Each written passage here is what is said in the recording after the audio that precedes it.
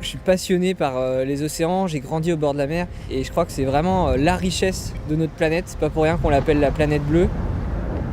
L'océan nous fait respirer, c'est le premier poumon de la planète, c'est une formidable source de biodiversité, ce qui m'a donné envie de devenir marin, officier de la marine marchande.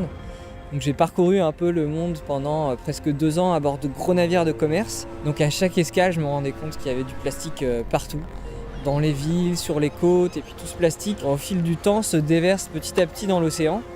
Si on continue à produire autant de plastique et à en déverser autant, on aura d'ici 2050 plus de plastique que de poissons dans les océans.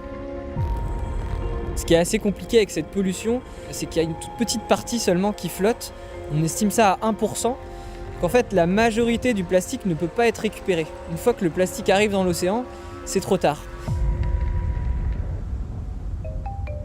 L'idée que j'ai eue, ça a été de se dire pourquoi ne pas faire en sorte que ces déchets soient vus comme une ressource et donc qu'ils soient ramassés plutôt que d'être jetés. Ces déchets, on peut en faire plein de choses. Même quand ils sont plus recyclables, on peut quand même les transformer en carburant. Grâce à la pyrolyse du plastique, avec 1 kg de déchets, on peut faire jusqu'à 1 litre de carburant. C'est comme ça que j'ai décidé de lancer Plastic Odyssey, une expédition à bord d'un navire ambassadeur du recyclage, capable de transformer le plastique en carburant pour avancer. La pyrolyse, c'est une technologie qui permet de récupérer l'énergie contenue dans les déchets plastiques. Le gros défi qu'on a aujourd'hui à développer cette unité de pyrolyse, c'est qu'on essaie d'adapter des systèmes qui sont contenus dans des hangars d'usines entiers et on veut le faire à petite échelle pour que ça tienne sur notre bateau. Alors non seulement on a ce défi de taille, mais on a aussi un défi qui est de robustesse, parce qu'on est dans des conditions un peu extrêmes à bord. On a un défi d'efficacité énergétique, parce qu'il faut fournir l'énergie au bateau pour qu'il puisse avancer. Pour nous, c'est un super bon test, parce que ça nous permet de développer un système qui, derrière, s'il tient sur notre bateau dans ces conditions-là, ça veut dire qu'il peut tenir n'importe où et être efficace dans n'importe quelle condition. Ce prototype de pyrolyse qu'on construit en ce moment va être embarqué sur un navire de 6 mètres qui va nous permettre de démontrer la faisabilité du projet, faire des premiers tests, se confronter aux premières difficultés.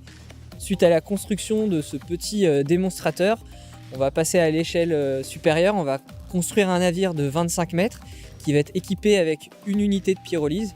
Ce catamaran partira en 2020 pour 3 ans d'expédition en parfaite autonomie, uniquement en utilisant les déchets transformés en carburant pour avancer. On a prévu de faire une 30aine d'escales en Afrique, Amérique du Sud et Asie, les 3 continents les plus touchés par cette pollution. L'objectif de ces escales, c'est d'aller à la rencontre des acteurs locaux et de leur permettre d'utiliser un peu tous les systèmes qu'on utilise à bord, de les répliquer à terre. Et donc tous ces systèmes sont open source, libres de brevets, pour justement être faciles à répliquer, à adapter aux besoins locaux et donc faire naître des petites économies du recyclage pour plus que le plastique soit jeté, mais au contraire ramassé. On voudrait à chaque escale voir naître une micro-usine du recyclage et petit à petit, le long du voyage, voir se construire un réseau mondial du recyclage et de la revalorisation des déchets plastiques, avec un impact sur l'environnement, puisqu'on utilise des déchets qui vont entrer dans l'océan, mais on crée aussi des emplois, on peut avoir une valeur économique créée autour de ces usines de recyclage. En faisant ça, à petite échelle et localement, on peut avoir un impact global sur la pollution des océans en agissant à la source, c'est-à-dire à terre. Le plastique, on l'a alors évidemment dans l'océan, mais 80%, plus que 80% de ce plastique-là et de cette pollution en général, elle vient de la Terre. Et c'est tout le sens de l'Odyssée, de Plastic Odyssey. C'est d'apporter partout où ils iront ce mécanisme de dire mais c'est pas un déchet, c'est pas pourri ça, c'est une ressource, on peut en faire ceci, on peut en faire cela. Et c'est ça qui est l'essence, c'est le cas de le dire, de leur projet. Et je trouve que c'est magnifique, ouais. J'espère qu'avec Plastic Odyssey, on va pouvoir inspirer le changement, montrer que des solutions sont possibles et donc permettre aux générations futures de vivre durablement et de profiter de l'océan comme moi j'ai pu en profiter quand j'étais jeune.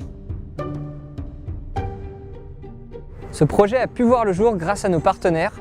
Alors merci au groupe Crédit Agricole pour son soutien au projet Plastic Odyssey.